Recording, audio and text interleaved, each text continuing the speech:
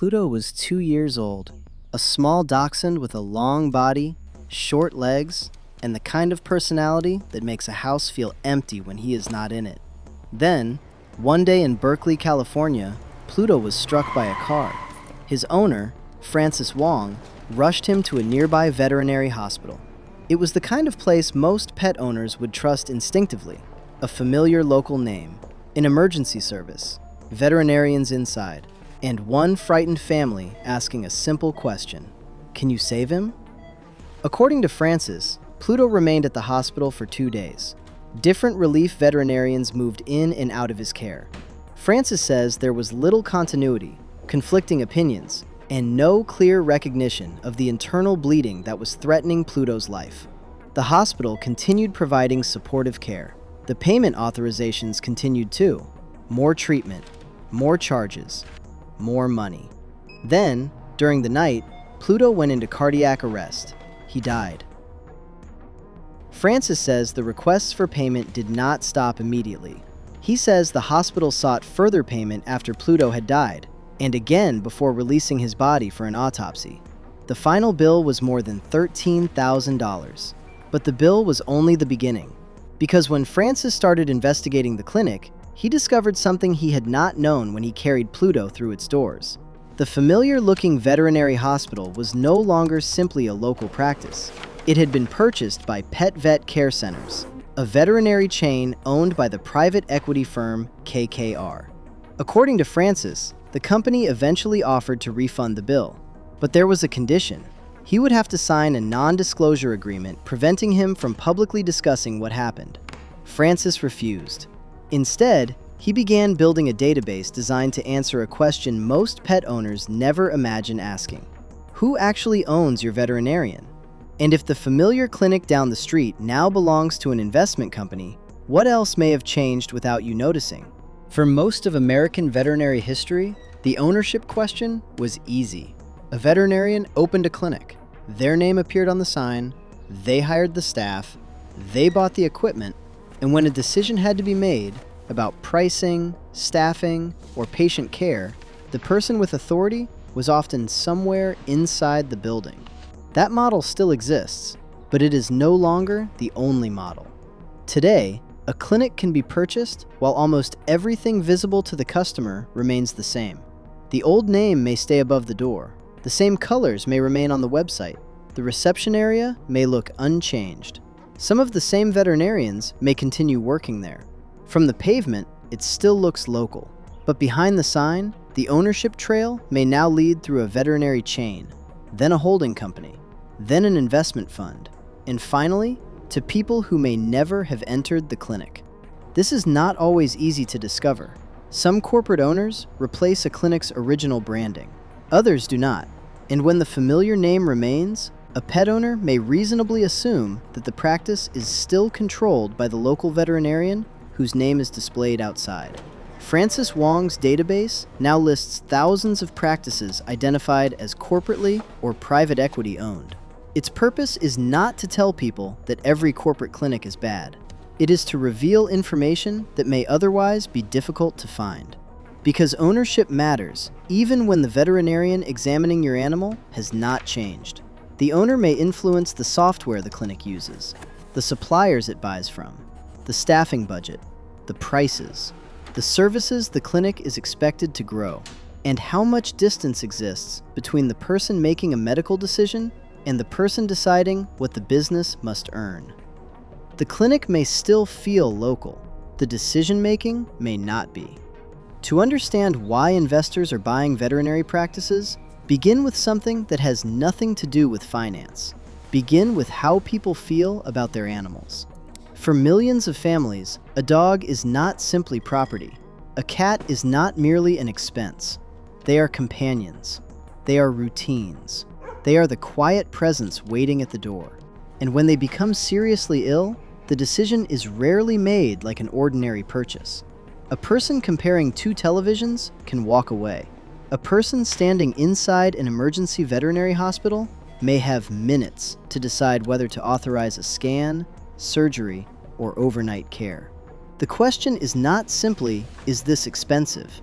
It is, What happens if I say no? That emotional urgency makes veterinary medicine unusually powerful as a business. Demand does not disappear simply because the price is painful. At the same time, modern veterinary medicine can provide treatments that were once unavailable. Advanced imaging, cancer care, cardiology, neurology, intensive care, specialized surgery. These treatments can extend or improve an animal's life. They also require expensive equipment, trained professionals, specialized facilities, and round-the-clock staffing. So rising veterinary costs do not have one cause. Inflation matters, medical supplies matter, staff shortages matter, better and more complex treatment matters. But ownership and market structure may matter too. Private equity firms typically purchase businesses with the goal of increasing their value and selling them later for a return. Some acquisitions involve borrowed money. The new owner may try to increase revenue, reduce costs, expand the business, combine purchasing, acquire more locations, or standardize operations. None of that automatically proves that an animal will receive bad care, but it introduces a second set of priorities into an already emotional room. A veterinarian sees a patient, the owner sees a member of the family, and an investor sees a business that must become more valuable. Most of the time, those interests may coexist. The difficult moment arrives when they do not. A decade ago, corporate ownership represented a much smaller part of American veterinary medicine. Today, estimates vary. Some researchers and industry observers place corporate ownership at around 30% of general practices. Others put it closer to half. In specialty and emergency medicine, areas such as oncology, cardiology, neurology, and intensive care, the estimated share is much higher, around 3/4. The exact number is difficult to establish because ownership structures change. Companies buy and sell practices, and not every acquisition is obvious to the public. But the direction is clear. Veterinary medicine has been consolidating. The Federal Trade Commission has already intervened in major acquisitions. In 2022, the agency challenged transactions involving JAB consumer partners and veterinary clinic operators. The FTC said certain acquisitions were likely to reduce competition in markets for emergency and specialty care. It required clinics to be sold in several regions and imposed restrictions and notice requirements on some future acquisitions. That does not mean every corporate veterinary purchase is illegal. It means regulators concluded that, in particular local markets, combining competitors could leave pet owners with too few alternatives. And veterinary competition is intensely local. When a pet needs emergency surgery at midnight, a clinic 200 miles away is not a realistic competitor. When only 2 nearby hospitals offer oncology or neurological care, ownership of both can matter. Competition does more than create different signs on buildings. It gives people somewhere else to go. It gives employees somewhere else to work. And it gives one clinic a reason to think carefully before raising prices beyond what the community will accept. Independent clinics are not merely nostalgic remnants of an older system. They may be part of the pressure that keeps a local market competitive. When they are purchased, the sign may remain, but one independent choice may quietly disappear. So what actually changes when a clinic is sold? There is no single answer. Some corporate owners allow clinics significant independence. Others centralize more of the business. Prices may be set locally or influenced by a regional or national system. Purchasing may be combined. Administrative tasks may be moved away from the clinic. New technology may arrive. New reporting systems may appear. The clinic may be expected to track revenue, appointments, staffing costs, diagnostic use, or growth more closely than before. Financial journalist Helene Olin told PBS that private equity ownership can create pressure on veterinary clinics to increase revenue and raise prices. But economist Matt Sawa offered an important caution. The arrival of private equity is not automatically good or bad. The operating model matters, the size of the company matters, and the distance between the decision maker and the person implementing that decision matters. That distinction is essential. The veterinarian in the examination room may care deeply about your animal. Veterinary workers experience stress, grief, angry customers, staff shortages, and emotionally exhausting decisions. Corporate ownership does not erase their professional judgment or compassion.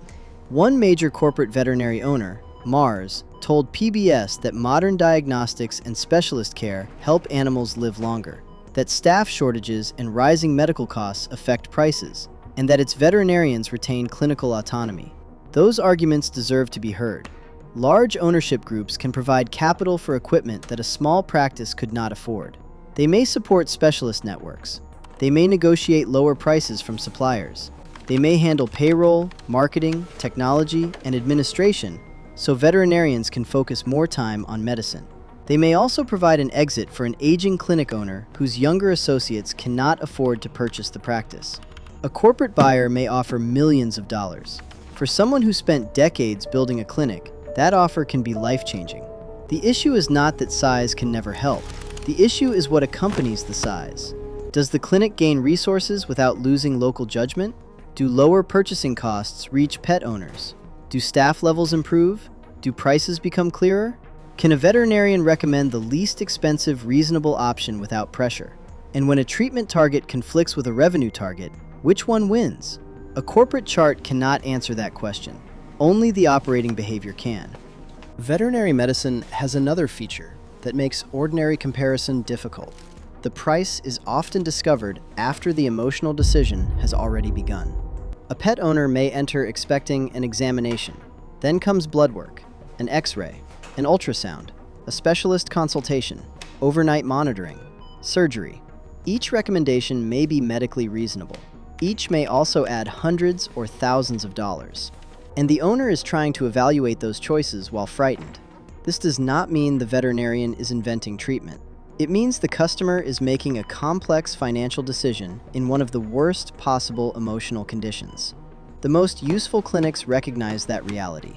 They explain what is urgent, what is optional, what can wait, what a less expensive approach might achieve, and what risk comes with declining treatment. Clear estimates matter. Second opinions matter. Knowing whether the clinic is independent or corporately owned may matter too. Not because ownership gives an automatic answer, but because it gives context.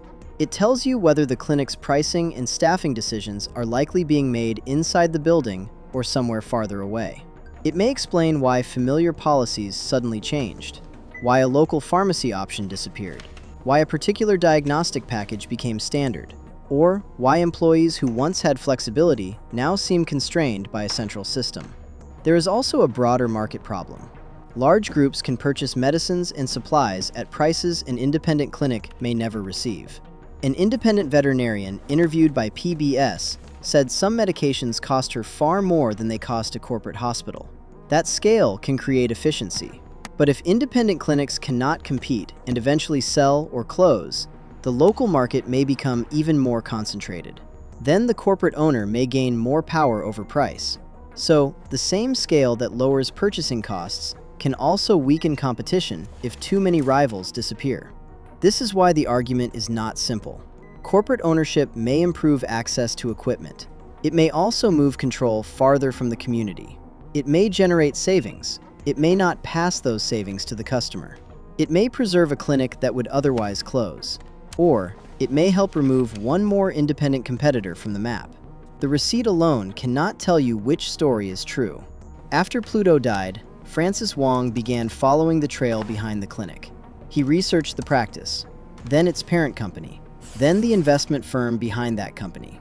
What began with one dog and one hospital became a much larger project. Private Equity Vet now maintains a searchable map and list of veterinary practices identified as corporate or private equity owned. The database is not perfect. Ownership can change. Records may contain errors or omissions. And the site advises people to confirm information with the clinic itself. But the project exists because the ownership information is often harder to find than it should be. Think about what a pet owner can usually see: the clinic name, the doctor's photographs, opening hours, reviews, a list of services. What may be missing is the name of the company that controls the business, and the company behind that company. Francis could not undo what happened to Pluto. He could not return to the moment before the accident with information he did not yet have.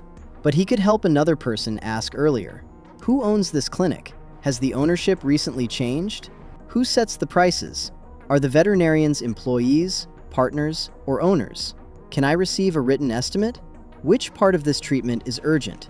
Is there a less expensive, medically reasonable option? Can I take the prescription elsewhere? Can I seek a second opinion? These questions are not attacks on veterinarians. They are the questions of a person trying to make an informed decision while caring for an animal that cannot make the decision for itself.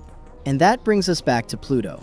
No documentary can prove that a different ownership structure would have saved him. No ownership chart can establish why every clinical decision was made. The fairest conclusion is narrower. Francis says he entered a familiar local hospital without knowing the larger business behind it. After Pluto died, that hidden ownership became part of the story. He believed other pet owners deserved to see what he had not seen, so he followed the trail. And now, when someone searches the name of a veterinary clinic, they may discover that the name above the door is only the first name in a much longer chain. The next time you walk into a veterinary clinic, the person caring for your pet may be compassionate, skilled, and completely committed to doing the right thing. That person may also work inside a business system they did not design. The examination room is local. The financial decision may not be. The sign may carry the name of a veterinarian who founded the practice decades ago. The owner may now be a chain, a holding company, a multinational corporation, or an investment fund. Corporate ownership is not automatic proof of bad care. Independent ownership is not automatic proof of good care. But ownership determines who has power, who sets budgets, who benefits from growth, who absorbs a loss, and who ultimately decides what the clinic must become. When your animal needs help, you deserve to know who is standing behind the person standing in front of you. Because every treatment creates a bill, and every bill leaves a trail. In our next investigation, we are following a charge that can appear on a medical bill even when you never enter a hospital. A hospital buys your local doctor's office. The sign may barely change. The examination may feel exactly the same.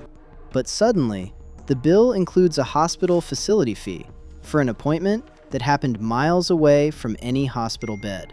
How can the same room become more expensive simply because its owner changed? That is next.